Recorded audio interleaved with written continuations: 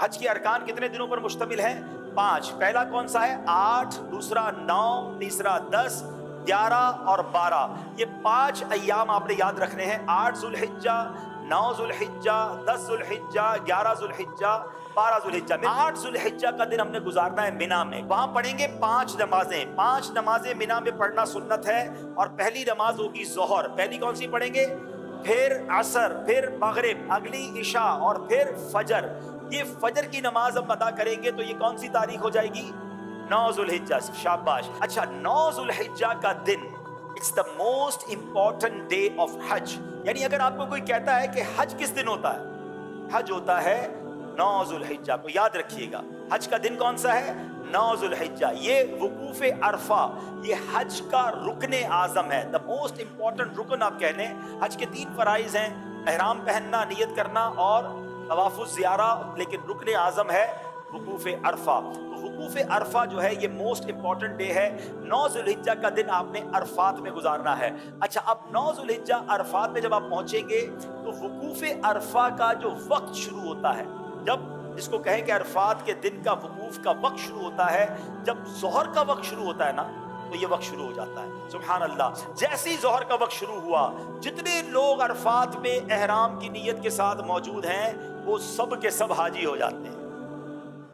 لیکن عرفات سے غروب آفتاب تک نہیں نکلنا ہے۔ جب تک غروب آفتاب، مغرب کا ٹائم نہ ہو جائے، آپ نے عرفات نہیں چھوڑنا۔ جو اس سے پہلے نکل جاتا ہے اس پر دم ہو جائے گا۔ تو یاد رہے، ظہر کے وقت میں ظہر پڑھنی ہے، عصر کے وقت میں عصر پڑھنی ہے، اپنے اپنے خیموں میں پڑھیں یا جماعت کر لیں اور وہاں عبادت کریں، دعائیں کریں۔ غروب آفتاب سے پہلے پہلے عرفات کو نہیں چھوڑنا ہے۔ اب جب غروب آفتاب کے بعد آپ نکلیں گے تو اب جانا ہے مزدلفہ، اور مزدلفہ پہنچ کر اللہ کی شان دیکھیں۔ عرفات میں مغرب کا وقت ہو گیا ہے مگر مغرب پڑھنے کی اجازت نہیں ہے۔ اچھا، مزدلفہ میں بھی مغرب اور عشاء پڑھیں گے، مگر عشاء کا وقت شروع ہو جانے کے بعد پڑھیں گے۔ یعنی عشاء کا وقت شروع ہو گیا، اب مغرب اور عشاء پڑھیں گے، اور اس کو ملا کر پڑھنے کا طریقہ یہ ہے کہ مغرب کے پہلے فرض پڑھیں گے، پھر عشاء کے فرض پڑھیں گے، پھر مغرب کے نوافل، مغرب کی سنتیں اور نوافل، پھر عشاء کی سنتیں وتر وغیرہ ادا کیے جائیں گے۔ اب یہ رات ہے 10 ذوالحجہ کی رات، صبح 10 ذوالحجہ ہے، یہ رات گزاریں گے مزدلفہ میں، اور اس رات عبادت بھی کریں گے۔ اور یہاں فجر کی نماز پڑھنا یا فجر کے وقت میں یہاں ہونا ضروری ہے، کیونکہ مزدلفہ کا جو وقوف کا وقت ہے یہ جب شروع ہوتا ہے کہ جب فجر کا وقت شروع ہوتا ہے۔ اچھا، اب صبح ہو گئی، یہ صبح کون سی ہے؟ کون سی تاریخ ہو گئی؟ 10 ذوالحجہ۔ پاکستان میں کیا ہوتا ہے؟ کون سی عید ہوتی ہے؟ بقرہ عید۔ آج ہی دیکھو کیسے کمال کی عید منا رہا ہوتا ہے، لوگ اچھے اچھے کپڑے پہنے ہیں، خوشبو لگائے گھوم رہے ہوتے ہیں، ایک دوسرے سے عید مبارک کر رہے ہوتے ہیں۔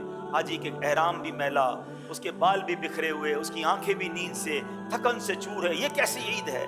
واللہ یہ ساری دنیا کی عیدوں سے اچھی ہے۔ ہائے ہائے، کیونکہ اللہ کو یہ میلا کچیلا حاجی بڑا پسند ہے۔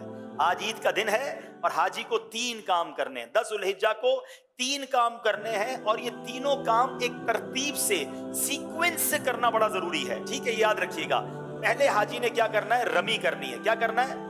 اس کو رمی کرنی ہے شیطان کو کنکریاں مارنی ہے، بڑے شیطان کو۔ اس دن ایک ہی جمرے کو، ایک ہی شیطان کو کنکریاں مارنی ہے، 7 پتھر مارنے ہیں۔ رمی کرنے کے بعد حاجی نے کیا کرنی؟ قربانی۔ کیا کرنی ہے؟ اچھا، رمی کر لی تو قربانی، جو بھی کرنے والا اس کو بتائیں گے میں نے رمی کر لی، وہ اس کی قربانی ہو جائے گی۔ قربانی ہو گئی تو اس کے بعد حاجی نے حلق کروانا ہے یا قصر کروانا ہے، تقصیر کرنی ہے، بال اتروانے ہیں۔ اب وہ احرام سے فارغ ہو گیا۔ احرام والا کتنے دن ہوئے ہیں؟ 2 دن تو ہوئے ہیں۔ 10 ذوالحجہ 8 کو تو احرام باندھا تھا اور 10 کو فارغ ہو گیا۔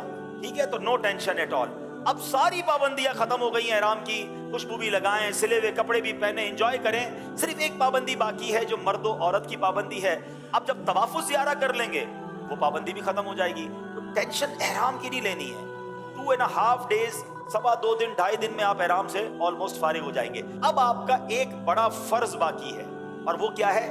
طواف الزیارہ۔ طواف الزیارہ اس کا نام ضرور ہے مگر چکر اس کے بھی ساتھ ہی ہیں۔ وہ نارمل طواف کی طرح ہے، مگر یہ طواف زیادہ انجوائبل ہے کہ اس طواف میں اب آپ کپڑے پہنے ہوئے ہیں، اب آپ احرام میں نہیں ہیں، اب آپ اپنے لباس کے ساتھ بڑے سکون سے طواف الزیارہ کریں گے۔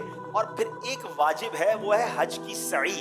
تو طواف الزیارہ اور سعی آپ نے کرنی ہے۔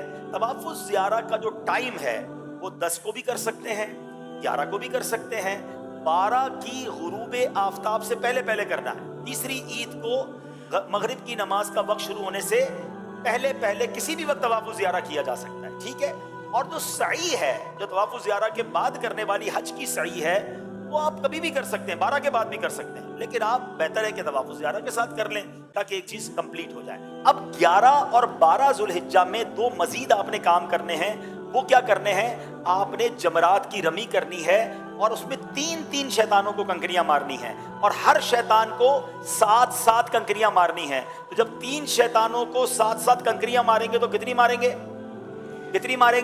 21 कंकरियां 11 ज़ुल्हिज्जा को भी मारेंगे और 21 कंकरियां 12 ज़ुल्हिज्जा को भी मारेंगे। Very good. अच्छा, अब 11 और 12 में जमरात की रमी का वक्त शुरू कब होता है?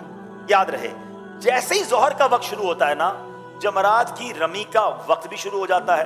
तो जोहर के बाद से लेकर अगले दिन सुबह सादिक तक आप कभी भी रमी कर सकते हैं। चले जनाब, हज के 5 अय्याम पूरे हो गए, अब भी खुद भी याद